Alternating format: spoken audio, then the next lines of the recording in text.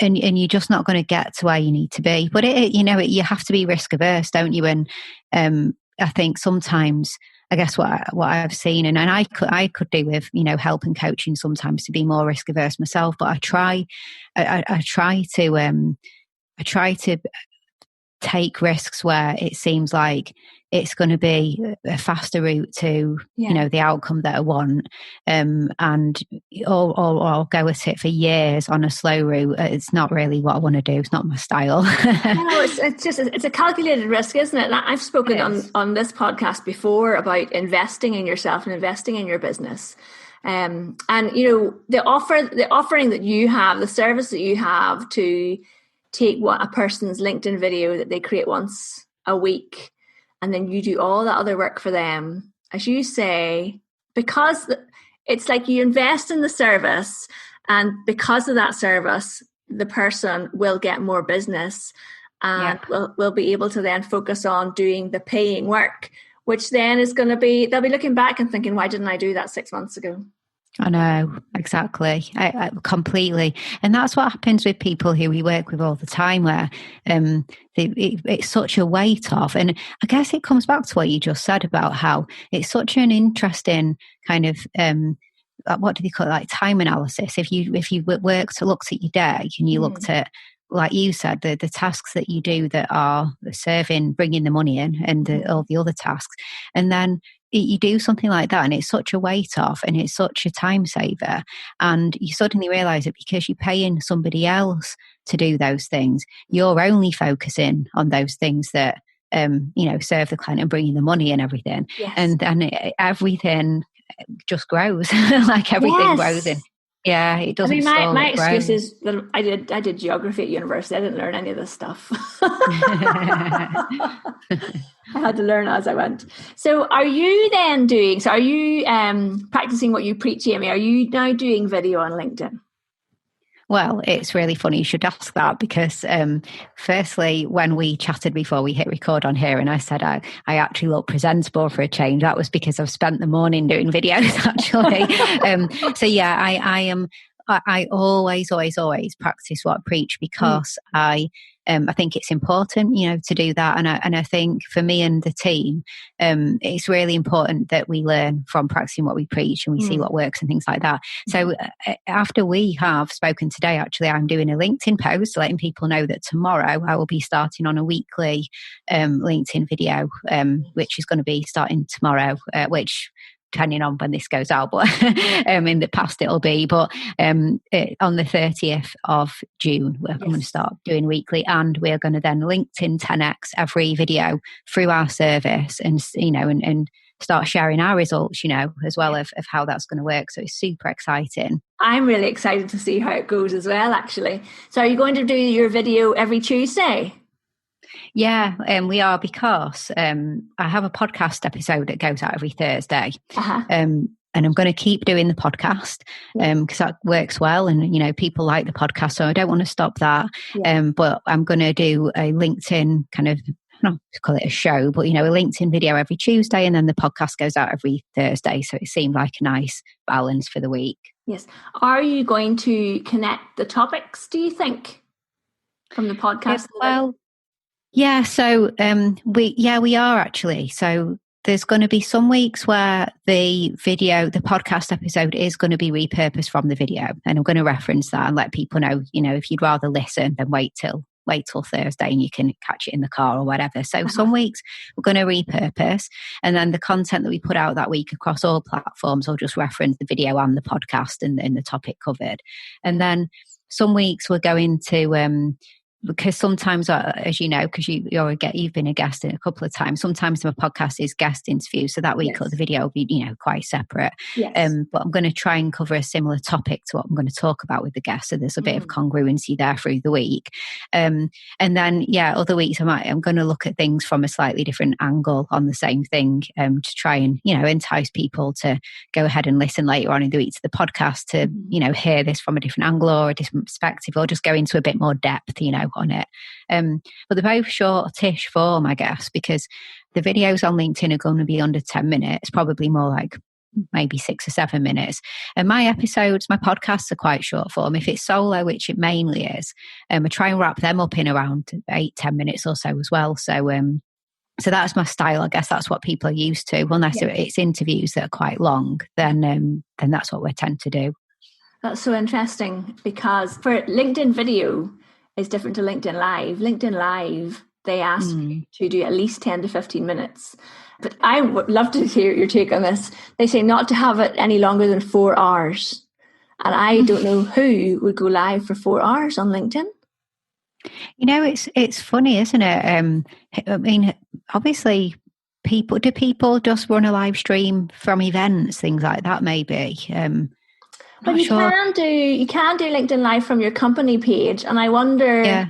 So maybe it's like, so Ian Anderson Gray did a recent. Were you on his anniversary podcast? Yeah, and I was just thinking that he did, didn't he, a kind of epic live stream to celebrate his 1 year of his podcast. And actually, I've been involved in a few of these. So I think David Bain. I don't know if you do know David Bain. No. He's got a book out called Marketing Now, and similar.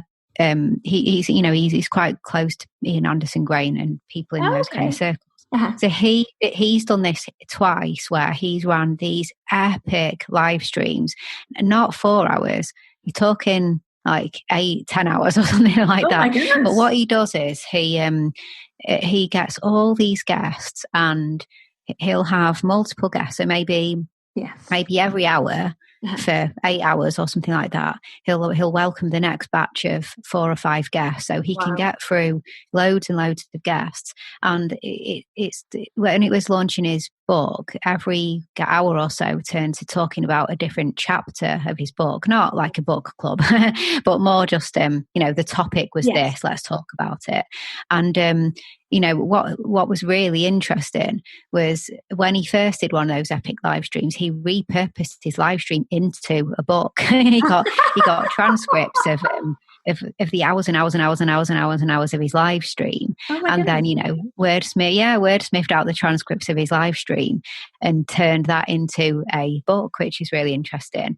But I don't know. I mean, maybe Gary Vaynerchuk sometimes takes his gets his team to follow him for 4 hours solid or something. Other than that, it seems a bit excessive. I think it's interesting on a platform like YouTube. Yes, and you have to think about what people are doing and where they are and why they might be dipping over to look at LinkedIn. And nobody really says, I'm just going on LinkedIn for 4 hours. But actually, it's just giving me an idea of not a conference, but like a mini event that would be quite good. You could do an hour or 2 hours of a mini event and bring in guests to talk on your LinkedIn Live. That could be an idea for the future. I think so. Yeah, I think that would be so interesting because we do that. So last week when Ian Anderson Gray did, I guess, it was a celebration event and it was about 4 hours or so.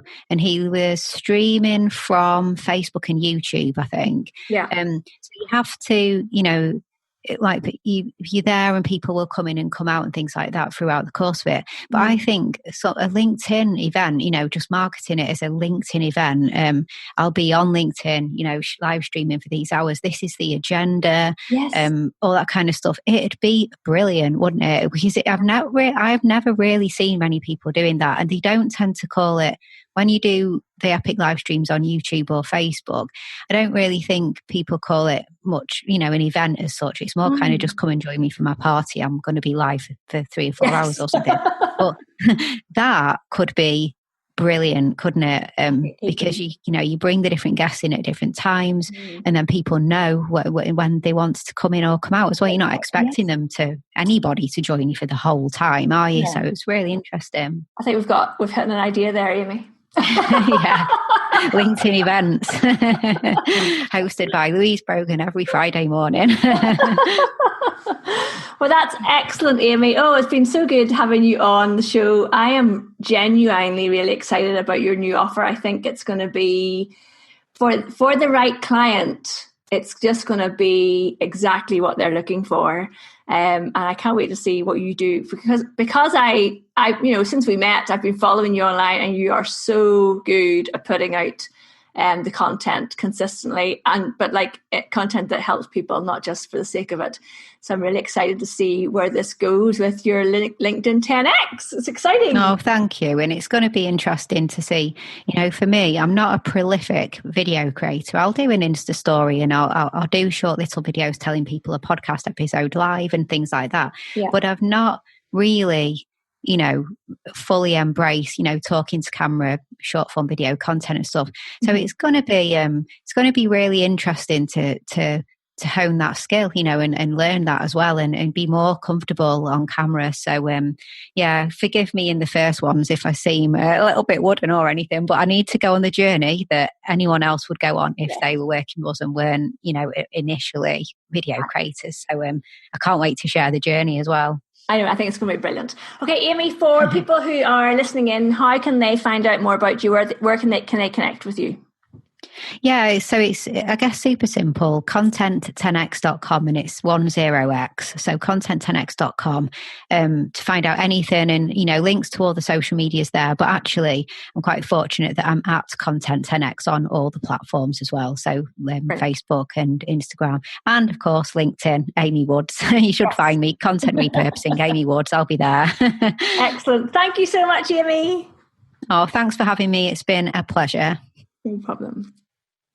So just me popping in here at the end to say, first of all, isn't Amy brilliant? She's so organised, and I always listen to her and think, yes, that's such a brilliant idea. And so you just know, if you hired her and her team, that it would be so well delivered, the service that they offer.